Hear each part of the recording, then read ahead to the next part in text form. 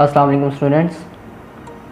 Lecture number 2 of chapter number 6 जो कि है बैलेंस शीट के फॉर्मेट पर हमने इनकम स्टेटमेंट का फॉर्मेट जो प्रॉपर फॉर्मेट है यूनिवर्सल फॉर्मेट उसको डिस्कस किया और आज इसी तरह हम बैलेंस शीट के प्रॉपर फॉर्मेट को डिस्कस करेंगे।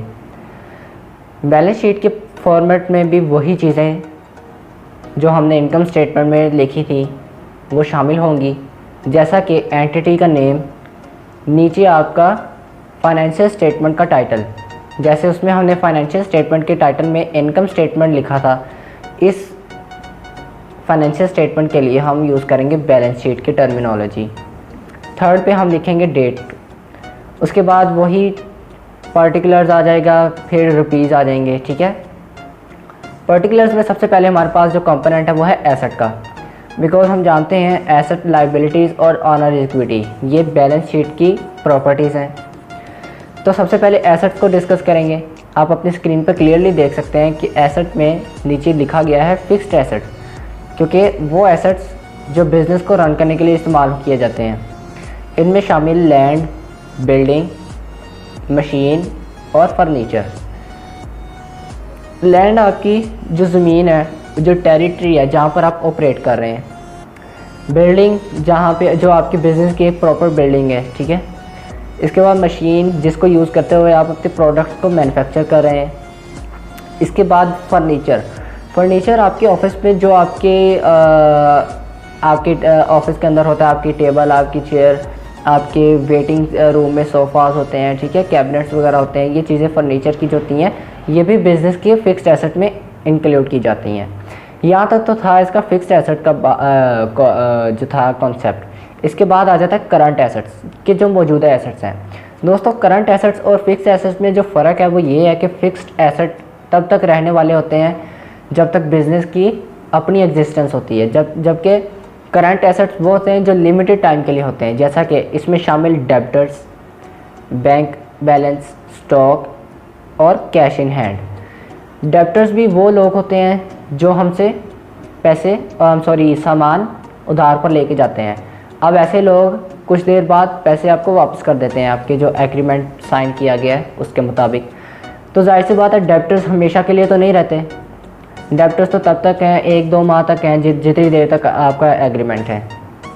इसी तरह बैंक बैलेंस कभी ज़्यादा होगा, कभी कम होगा, कभी नहीं होगा। ठीक है, उसके बाद स्टॉक्स आपके पास इन्वेंट्री जो आपका स्टॉक्स सामान है वो भी बैंक बैलेंस की तरह होगा, कम होगा, नहीं होगा, ज़्यादा होगा। इसके बाद है कैश इन हैंड, कि आपके बिज़नेस में जो कैश मौजूदा है, पड़ा हुआ है कैश, वो कैश इन हैंड। ठीक है, तो ये चीज़ें जो हैं वो करंट एसेट में शामिल होती हैं, क्योंकि ये आपके बिज़नेस की एग्जिस्टेंस से कम टाइम पीरियड के लिए होती हैं। ये तो थी बात एसेट्स तक की। अब हम चलेंगे लाइबिलिटी की तरफ। इसके नीचे ही लिखा गया है लाइबिलिटी के अंदर आपके पास सबसे पहले है लॉन्ग टर्म लोन। ठीक है, जो लॉन्ग टर्म लाइबिलिटी में शामिल होता है वो है लॉन्ग टर्म लोन्स, और इसमें फाइनेंस लीज। दोस्तों, लॉन्ग टर्म लोन्स वो होते हैं, लॉन्ग टर्म जब भी आपकी अकाउंटिंग में जो वर्ड यूज़ आएगा लॉन्ग टर्म का, इसका मतलब वो 1 साल से ज़्यादा का है। ठीक है, कोई भी चीज़ जो 1 साल से ज़्यादा की है वो उसको हम फाइनेंशियल अकाउंटिंग की लैंग्वेज में लॉन्ग टर्म ही कहेंगे। शॉर्ट टर्म हम तब कहेंगे जब 1 साल से कम का हो, चाहे 10 महीनों का हो, चाहे 11 महीनों का हो, चाहे 7 महीनों का हो, वो शॉर्ट टर्म कहलाएगा। तो था ये तो था लॉन्ग टर्म लोन्स जो 1 साल से ज़्यादा तक के लिए आप कर्जा लेते हैं। ठीक है, 10 साल, 12 साल, 5 साल, 3 साल के लिए। इसके बाद आता है फाइनेंस लीज। दोस्तों, फाइनेंस लीज और ऑपरेटिंग लीज के हवाले से मैंने आपको चंद बातें अपने पहले लेक्चर्स में बताई थी कि आप मशीन एक किसी कंपनी से उधार ले लेते हैं, उस मशीन के इवज़ आप उनको कुछ पैसे चार्ज करते हैं या पे करते हैं। ठीक है, जब तक आप वो मशीन यूज़ कर रहे हैं। ठीक है, ये भी बहुत लंबा अर्सा होता है, 10 साल, 20 साल, 15 साल, इस टाइम पीरियड के हिसाब से वो लीज़ पे चीज़ें लेते हैं।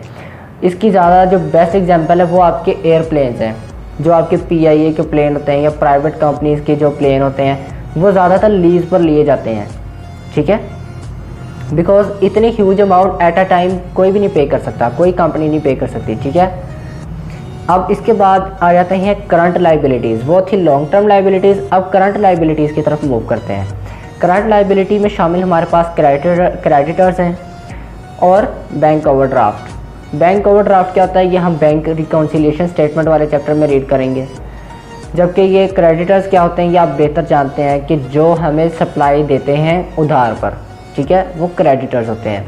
तो ये हमारी करंट लाइबिलिटी है, ये लॉन्ग टर्म लाइबिलिटी नहीं है। जाहिर सी बात है, जो हमें सप्लाई दे रहे हैं सामान की, वो ये तो नहीं ना एक्सेप्ट करेंगे कि हम आपको 10 साल बाद हम पैसे दे दें जनाब, अपना जो आपने में सामान दिया है, बिल्कुल भी नहीं। वो तो कहेंगे आप 5-6 दिन में हमें पे करें, ठीक है, ज़्यादा से ज़्यादा 10 दिन दे देंगे आपको, 1 साल से ज़्यादा तो कोई भी नहीं देता आपको, ठीक है। ये थी आपकी लाइबिलिटी की बातें। अब आ जाते हैं ऑनर्स इक्विटी की तरफ। ऑनर्स इक्विटी में हमने जो पढ़ा था शामिल है कैपिटल है, ड्राइंग्स है और नेट प्रॉफिट है। और ये क्या क्या होती हैं ये आप बखूबी जानते हैं। दोस्तों आपने नोट किया होगा एक बात को कि इनकम स्टेटमेंट में हमने डेबिट और क्रेडिट लिखा हुआ था लेफ़्ट और राइट साइड में, लेकिन हमने बैलेंस शीट में एसेट और लाइबिलिटी को वर्टिकली लिखा है, हॉरिजॉन्टली नहीं लिखा। वो इसलिए हमने वर्टिकली लिखा बिकॉज इसमें हमने ऑनर्स इक्विटी को भी डिस्कस किया है। अगर हमने ना किया था तो एसेट साइड हमने लेफ़्ट साइड पे लिखी थी और लाइबिलिटी साइड हमारी राइट साइड पे आती। तो ये था आपका बैलेंस शीट का एक प्रॉपर फॉर्मेट। अब हम चलते हैं अपने नोट्स की तरफ। नोट्स में शामिल दोस्तों हमारे पास है कॉस्ट ऑफ गुड्स सोल्ड। ये क्या होती है, ये वो चीज़ कॉस्ट होती है जो आपको चीज़ें ख़रीदने में लगती हैं। जैसा कि अगर मैं मोबाइल फ़ोन बेचता हूँ, मेरी एक मोबाइल फ़ोन की शॉप है, तो मैं मोबाइल फ़ोन जहाँ होलसेल मार्केट से परचेज़ करता हूँ, वो कितने में करता हूँ, वो क्या कहलाएगी, cost of goods sold. Next we have gross profit. Gross profit क्या होता है, अभी मैंने आपको इनकम स्टेटमेंट में बताया था अपने पिछले लेक्चर में कि आपका टोटल ख़रीदने वाला ख़र्चा और जो आपकी सेल हुई है, इनको कैलकुलेट करें, माइनस करें, जो अमाउंट आपके पास आएगी वो होगी ग्रॉस प्रॉफिट। इसके बाद ऑपरेटिंग एक्सपेंस आपके एडमिनिस्ट्रेटिव एक्सपेंस आते हैं, इसमें सेलिंग एक्सपेंस आते हैं, जितने भी टाइप के एक्सपेंस हैं जिनको आप कैलकुलेट करके निकालते हैं, राइट डाउन करते हैं, वो ऑपरेटिंग एक्सपेंस में क्लासीफाई किए जाते हैं। एडमिनिस्ट्रेटिव एक्सपेंस वैसे वो एक्सपेंस होते हैं जो आपके दफ्तरों से रिलेटेड होते हैं, आपकी सैलरी, आपके जो बिजली के बिल हैं, आपके इंटरनेट बिल हैं, ठीक है, जो कंपनी की काम से रिलेटेड होते हैं, वो वाले एडमिनिस्ट्रेटिव एक्सपेंस कहलाते हैं। सेलिंग एक्सपेंस आपके वो एक्सपेंस होते हैं जैसे कि सेल्स टैक्स हो जाता है, आपकी जो डिलीवरी के आपकी फ्री डिलीवरी वाले होते हैं, उसमें जो आपका एक्सपेंस आता है वो आपका सैलरी एक्सपेंस कहलाता है। इसके बाद आता है अदर इनकम। अदर इनकम में आपकी बेसिकली वो वाली इनकम शामिल होती है जो आप बाकायदा परफॉर्म करके नहीं कमाते। जैसा कि आपको रेंट मिल रहा है, आपने कोई बिल्डिंग रेंट पर दे दिया और आपको माहाना या सालाना रेंट मिल रहा है, ठीक है, तो जाहिर सी बात आपने तो बिल्डिंग दे दी रेंट पे, अब आप कोई काम तो नहीं कर रहे, देख के आप हाथ पे हाथ रख के बैठ गए जनाब मुझे अब रेंट मिलता जा रहा है, ठीक है। इस तरह से कमीशन भी आपका क्या है, एक अदर इनकम में शामिल होता है। उसके बाद हमारे पास नेट प्रॉफिट। नेट प्रॉफिट क्या होता है, जब आप ग्रॉस प्रॉफिट में से छोटे छोटे एक्सपेंस को माइनस कर देते हैं तो आपके पास जो प्योर प्रॉफिट आता है वो नेट प्रॉफिट होता है। इसके बाद फिक्स्ड एसेट वो होते हैं जो बिज़नेस को रन करने के लिए इस्तेमाल किए जाते हैं। करंट एसेट वो होते हैं जो आपके पास मौजूदा एसेट हैं जो आपके बिज़नेस की एग्जिस्टेंस से कम पीरियड के होते हैं। ऑनर्स इक्विटी में शामिल ड्राइंग्स, कैपिटल और ऑनर्स इक्विटी में कैपिटल और ड्राइंग्स आती हैं। नेट प्रॉफिट आता है जो ऑनर्स की अपनी मलकियत होती है। इसके बाद आता है लॉन्ग टर्म लोन्स मैंने अभी थोड़ी देर पहले डिस्कस किया, जो 1 साल से ज़्यादा तक के लिए कर्जे लिए जाते हैं।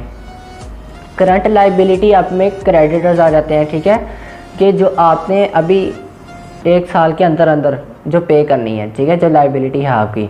तो दोस्तों यहाँ पे हमारा चैप्टर नंबर 6 एंड होता है। बेसिकली ये छोटी छोटी बातें थी जो आज डिस्कस करना ज़रूरी थी और आपकी बुक में भी दी गई थी, तो मैंने ये आपको स्किप करना मुनासिब नहीं समझा ये चैप्टर।